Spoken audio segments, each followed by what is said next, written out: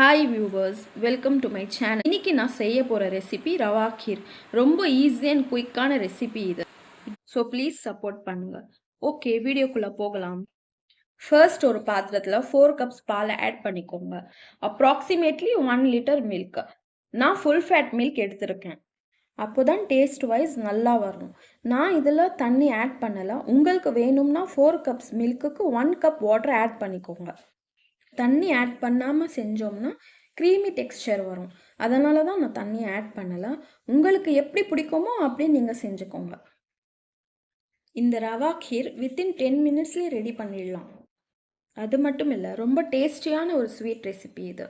சடனாக நம்ம வீட்டுக்கு யாராச்சும் கெஸ்ட்டு வந்துட்டாங்கன்னா டீ போடுற நேரத்துலேயே இந்த ஸ்வீட் ரெடி ஆகிடும்.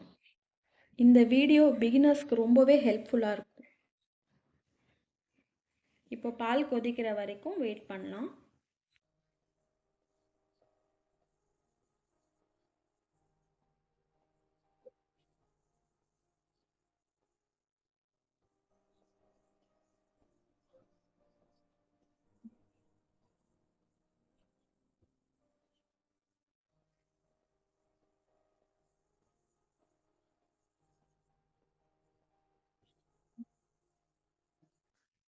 பால் கொதி வரும்போது ஸ்டவ் சிம் பண்ணிக்கலாம். பாலோட பச்சை வாடை போகிற வரைக்கும் கொதிக்கட்டும். ஒரு 1 மினிட் கொதிச்சா போதும்.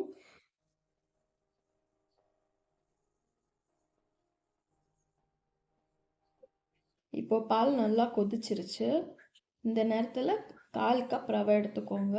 1/4 கப் ரவை, என்னோட கப்போட மெஷர்மெண்ட்ஸ்லாம் நான் டிஸ்கிரிப்ஷன் பாக்ஸில் கொடுத்துட்றேன். ரவா போடும்போது ஸ்டவ் சிம்லேயே இருக்கட்டும். ஸ்லோலி கொஞ்சம் கொஞ்சமாக ஆட் பண்ணிக்கோங்க. ரவா ஆட் பண்ணும்போது ஒரு பக்கம் கலக்கிக்கிட்டே இருக்கணும், இல்லைன்னா லம்ஸ் ஃபார்ம் ஆகிரும். 1 மினிட்க்கு அப்படியே கலக்கிக்கிட்டே இருக்கலாம்.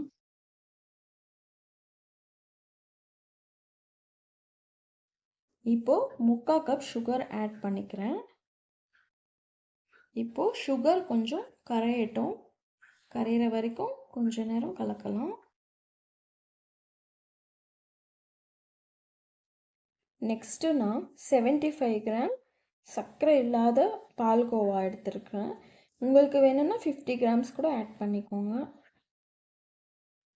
உங்களுக்கு சர்க்கரை இல்லாத பால்கோவா கிடைக்கலன்னா 1/4 கப்பு மில்க் மேட் கூட ஆட் பண்ணிக்கலாம்.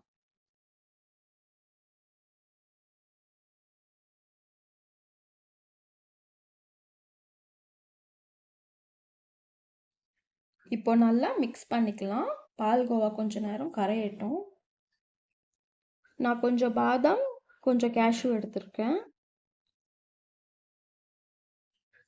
சைட்ஸில் இருக்கிற பால் ஏடி எல்லாமே எடுத்து விட்டுக்கலாம்.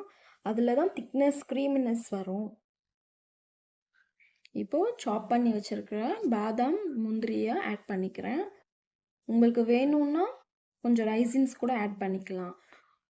உங்களோட டேஸ்ட்டு பொறுத்து தான் இருக்குது. இதையும் நல்லா மிக்ஸ் பண்ணி விட்டுக்கோங்க.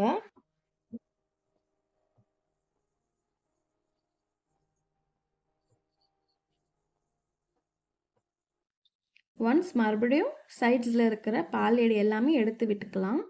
நல்லா எடுத்துட்டு அதையும் மிக்ஸ் பண்ணிவிட்டு அந்த நேரத்தில் ஸ்டவ் ஆஃப் பண்ணிக்கோங்க. கரெக்டாக இந்த கன்சிஸ்டன்சி இருக்கணும். ரொம்ப திக்காகவும் இல்லாமல் ரொம்ப தண்ணியாகவும் இல்லாமல். இப்போது க்ரீமி அண்ட் டேஸ்டியான கீர் ரெடி ஆயிடுச்சு. சர்வ் பண்ணிக்கலாம். என்னோட வீடியோ உங்களுக்கு பிடிச்சிருந்துச்சுன்னா லைக் பண்ணுங்கள், ஷேர் பண்ணுங்கள், சப்ஸ்கிரைப் பண்ணுங்கள்.